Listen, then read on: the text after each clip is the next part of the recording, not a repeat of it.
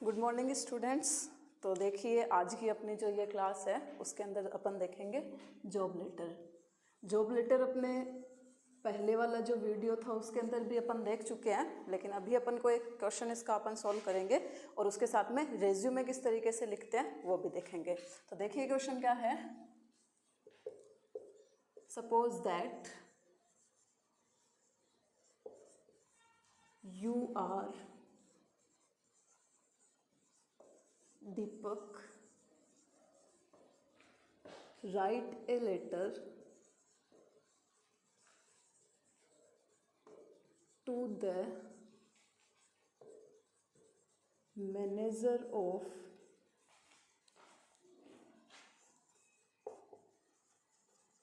Kumawat Private Limited for to represent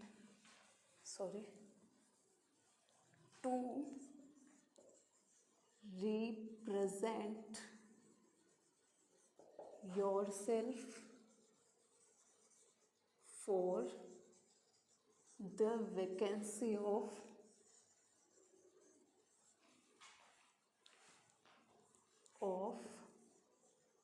accountant. Question आपको दिया हुआ है, सपोज कल्पना कीजिए दैट कि यू आर दीपक, आप दीपक हो। राइट अ लेटर, एक लेटर लिखना है to the manager of Kumawat private limited. आपको यहाँ पर दिया हुआ है कंपनी का नाम कि इसके मैनेजर को आपको लेटर लिखना है।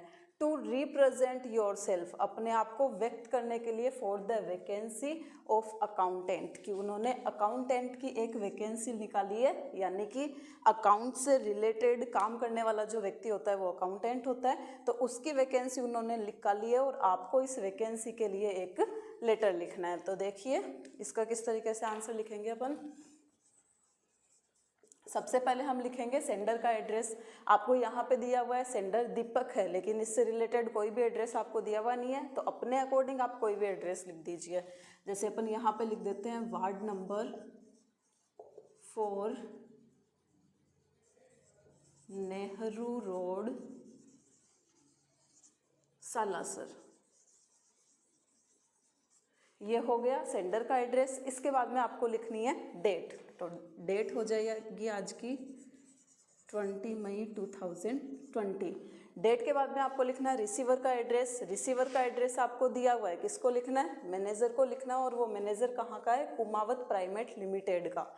तो यहाँ पर आपको सबसे पहले जिसको लेटर लिखना है उसका डेजिग्नेशन लिखना होगा, यानी कि हम मैनेजर को लेटर लिखने हैं तो यहाँ पे आएगा मैनेजर। उसके बाद में कौन सी कंपनी का ये मैनेजर है उस कंपनी का नाम लिखना है, तो हम यहाँ पे लिख देंगे Kumawat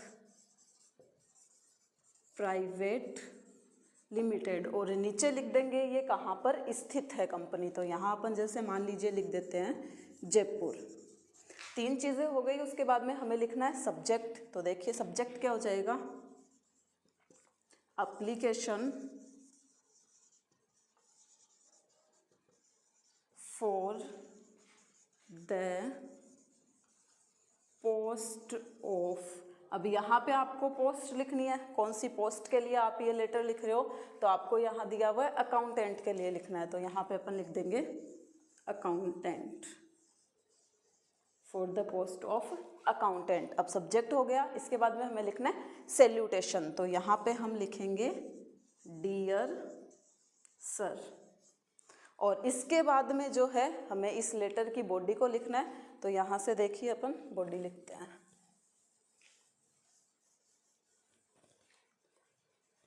with reference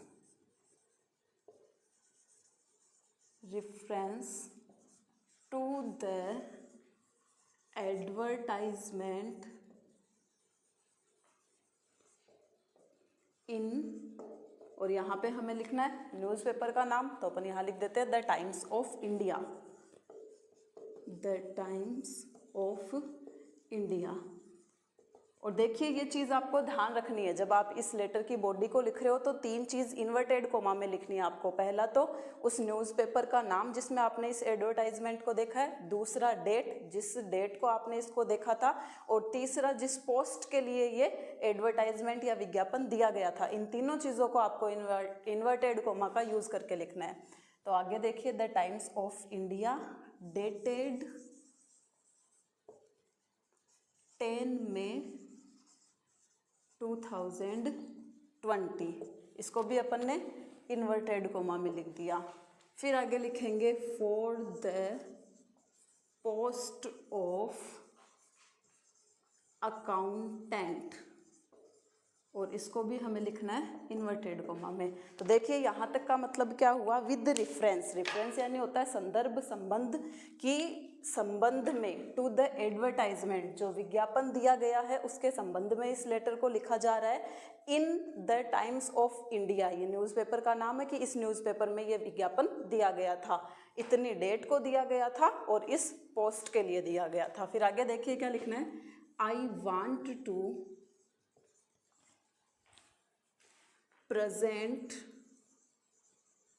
myself as one of the candidates। I want to present myself, मैं अपने आप को प्रेजेंट करना चाहता हूँ as one of the candidates, की इस वैकेंसी के लिए जितने भी लोगों ने आपको एप्लीकेशन दी है, आपको लेटर दिया है, उनमें से एक के रूप में मैं अपने आप को प्रस्तुत करना चाहता हूँ, प्रेजेंट करना चाहता हूँ। ये आपका फर्स्ट पैराग्राफ कंप्लीट हो गया। इसके बाद में आपको लिखना होता है सेकंड पैराग्राफ। तो देखिए सेकंड पैराग्राफ में हम क्या लिखेंगे, हम अपने बारे में लिखेंगे सेकंड पैराग्राफ में। जैसे जो फर्स्ट पैराग्राफ है इसके अंदर तो ये आ जाएगा कि आप इस लेटर को क्यों लिख रहे हो, तो उसकी पूरी डिटेल आ गई कि हमने इस लेटर को इस विज्ञापन के संबंध में लिखा है और मैं अपने आप को एक कैंडिडेट के रूप में यहाँ पे रिप्रेजेंट करना चाहता हूँ, प्रस्तुत करना चाहता हूँ। जो दूसरा लेटर बॉडी का पार्ट रहेगा वो ये रहेगा कि आपके बारे में क्या क्या चीज़ें हैं, आप इस लेटर के साथ में क्या अटैच कर रहे हो, वो सब चीज़। तो देखिए आगे लिखते हैं अपन, as far as I am concerned, I am an energetic young man। देखिए as far as I am concerned, इस पूरे का मतलब क्या हुआ, जहाँ तक मेरे संबंध में बात है कि अगर मैं अपने बारे में बताऊं तो आगे मैं क्या बता रहा हूँ, I am N energetic young man. Energetic यानी जो ऊर्जा से भरा हुआ है, यंग यानी युवा, कि मैं ऊर्जा से भरा हुआ युवा व्यक्ति हूँ, with requisite qualifications and experience. अब देखिए मैं एक ऊर्जा से भरा हुआ युवा व्यक्ति हूँ, विद रिक्विजिट क्वालिफिकेशंस। रिक्विजिट यानी जरूरी, क्वालिफिकेशन यानी योग्यता, और एक्सपीरियंस यानी अनुभव, कि इस पद के लिए जो भी अनुभव की ज़रूरत है, जो भी योग्यता की ज़रूरत है, वो सारी चीज़ें मेरे पास में है। I am enclosing my detailed resume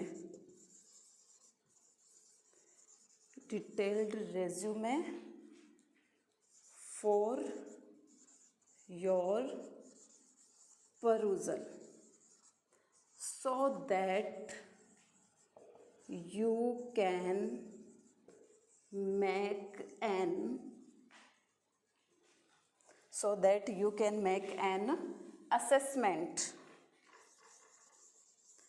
assessment of suitability। अब देखिए यहाँ क्या लिखा गया है, आई एम एनक्लोजिंग। एनक्लोजिंग का जैसे आपको पहले भी बताया गया है मतलब होता है साथ में जोड़ना, अटैच करना, कि मैं अटैच कर रहा हूँ, जोड़ रहा हूँ। माई डिटेल्ड रेज्यूमे, डिटेल्ड यानी क्या हो गया, जिसमें सारी चीज़ें जो जाननी जरूरी है वो सारी जानकारियाँ दी हुई है, वर्णन किया गया है उनका। और रेज्यूमे यानी एक तरीके से आपका बायोडाटा हो गया। फॉर योर परूजल, परूजल यानी होता है सुविधा के लिए, कि आपकी सुविधा के लिए मैं मेरे रेज्यूमे को इसके साथ में अटैच कर रहा हूँ। सो दैट, जिसके कारण you can make an assessment of suitability, suitability यानी होता है उचितता, कि मैं एज अ पर्सन इस जॉब के लिए सही हूँ, इस वैकेंसी के लिए सही हूँ, इसके लिए आप इसका असेसमेंट यानी अध्ययन कर सके, निरीक्षण कर सके, इसलिए मैं मेरा जो रेज्यूमे है वो सेंड कर रहा हूँ। तो ये 2 पैराग्राफ हो गया, फर्स्ट ये पैराग्राफ हो गया, सेकंड ये पैराग्राफ हो गया। अब देखिए थर्ड पैराग्राफ में क्या लिखा जाता है।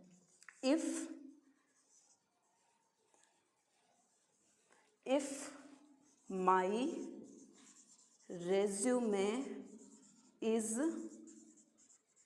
favorably considered, I can come for interview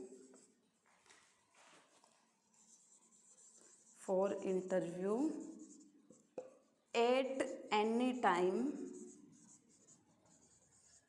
as your convenience। अब देखो यहाँ पर क्या लिखा हुआ है, इफ़ यदि माई रेज्यूमे, मेरा जो रेज्यूमे है, इज़ फेवरेबली कंसिडर्ड, उसको कंसिडर्ड यानी समझा जाता है, और फेवरेबली यानी इसके फेवर में, अगर इस वैकेंसी के लिए मेरे इस रेज्यूमे को उचित माना जाता है, I can come for interview, तो मैं इंटरव्यू के लिए आ सकता हूँ, एट एनी टाइम, किसी भी समय, एज योर कन्वेनियंस, आपकी सुविधा के अनुसार, कन्वेनियंस यानी होता है सुविधा। फिर आगे देखिए, if I am appointed,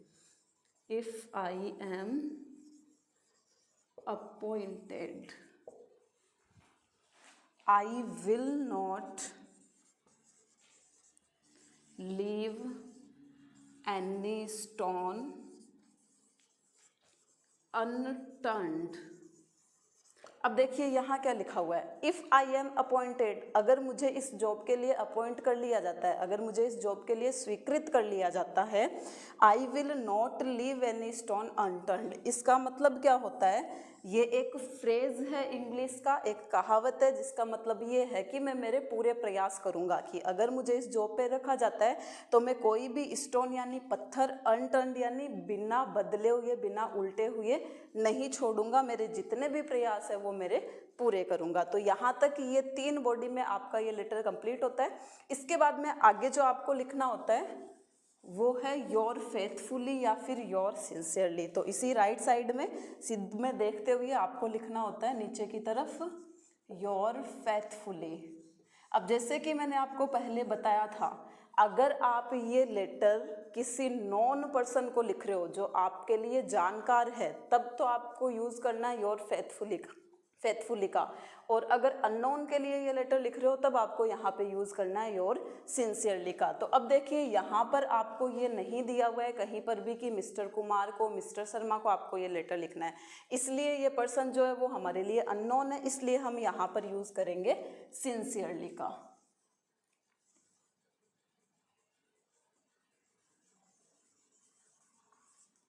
your sincerely.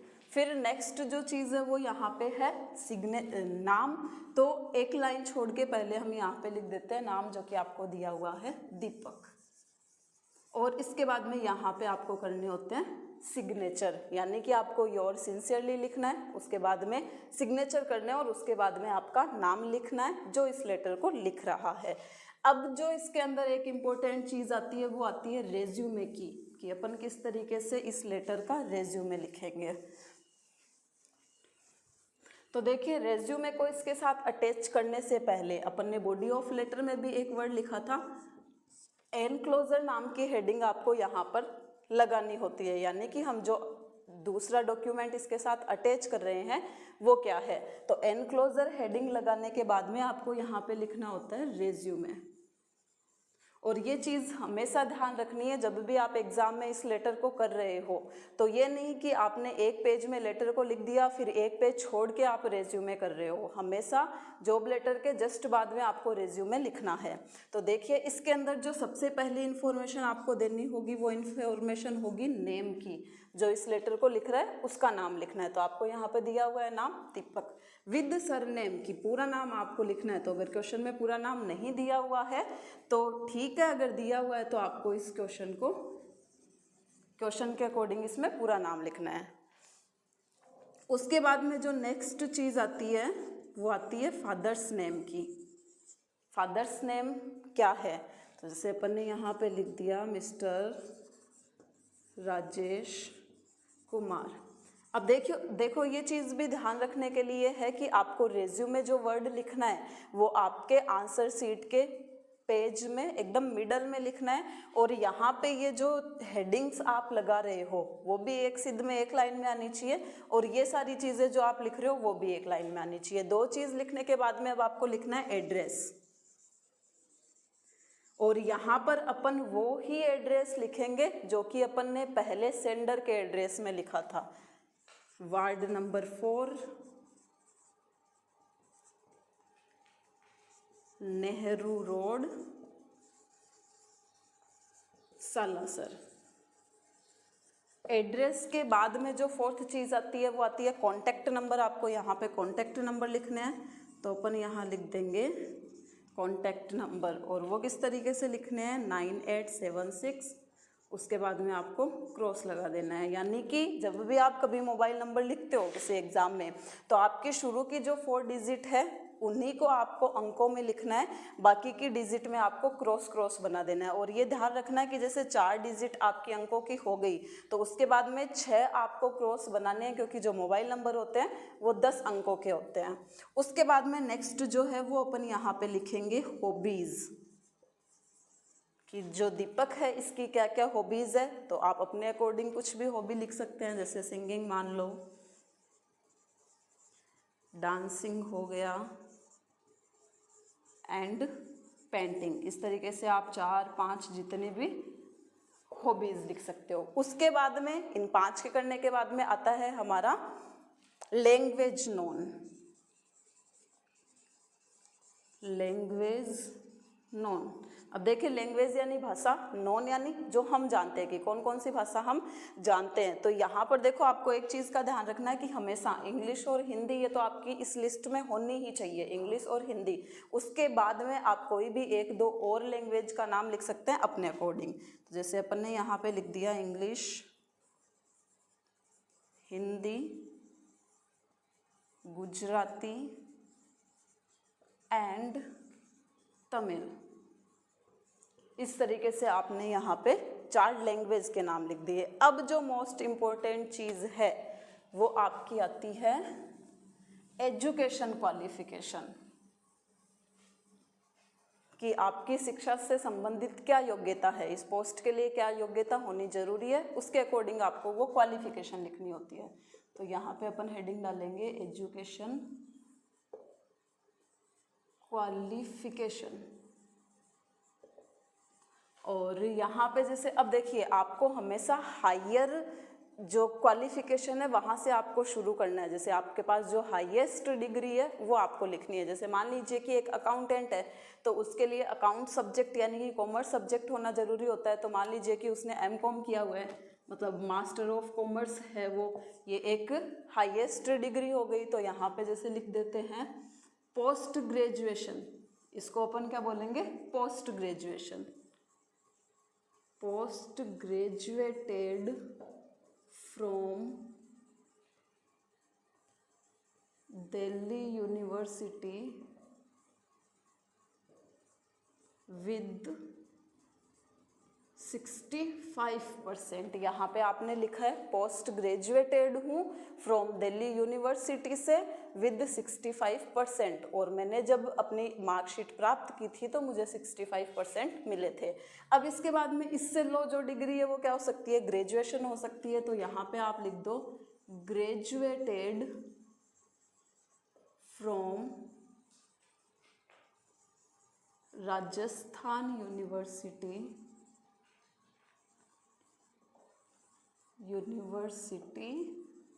With 76% की 76% से मैंने ग्रेजुएट हुआ हूँ मैं राजस्थान यूनिवर्सिटी से। और इस तरीके से अगर आपके पास में कोई और भी क्वालिफिकेशन आप लिखना चाहते हो तो यहाँ पर वो आ जाएगी एजुकेशन क्वालिफिकेशन में, अदरवाइज ये दो भी इनफ है, पर्याप्त है। अब इसके बाद में आपको जो नेक्स्ट चीज़ लिखनी होती है वो होती है आपकी एक्सपीरियंस,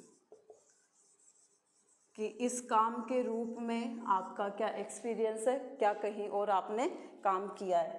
तो 2 years एक्सपीरियंस अपन लिख देते हैं, 2 years experience working as an accountant, कि 2 साल का एक्सपीरियंस है एक अकाउंटेंट के रूप में काम करते हुए, कि 2 साल तक मैंने अकाउंटेंट का काम किया है। उसके बाद में जो नेक्स्ट चीज़ आपकी आती है वो आती है एक्सपेक्टेड सैलरी। अब देखिए, जब आप किसी जॉब के लिए जा रहे हो तो ये जाहिर सी बात है कि आपकी सैलरी से रिलेटेड एक्सपेक्टेशन होगी, उम्मीद होगी कि अगला आपको कितना पे कर सकता है।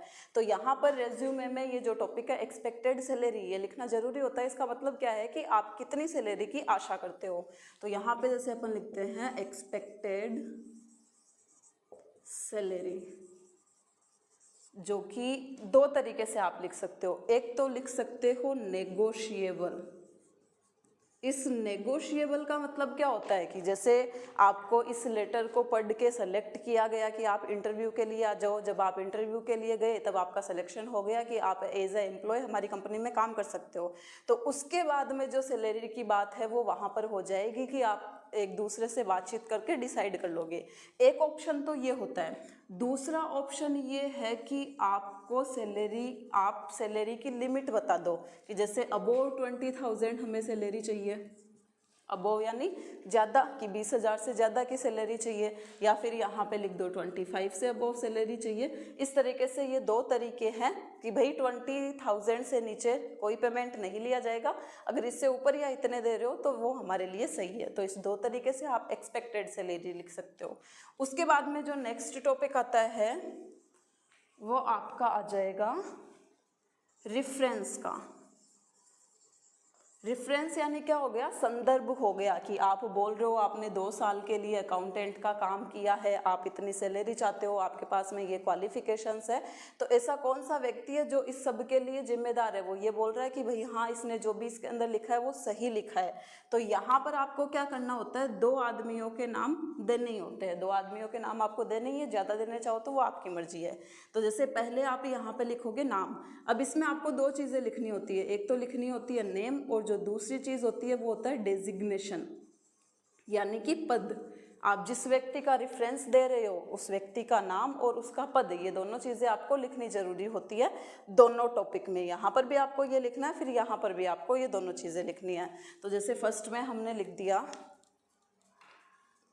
मिस्टर सोनी, और नीचे आप लिख दोगे मैनेजर ऑफ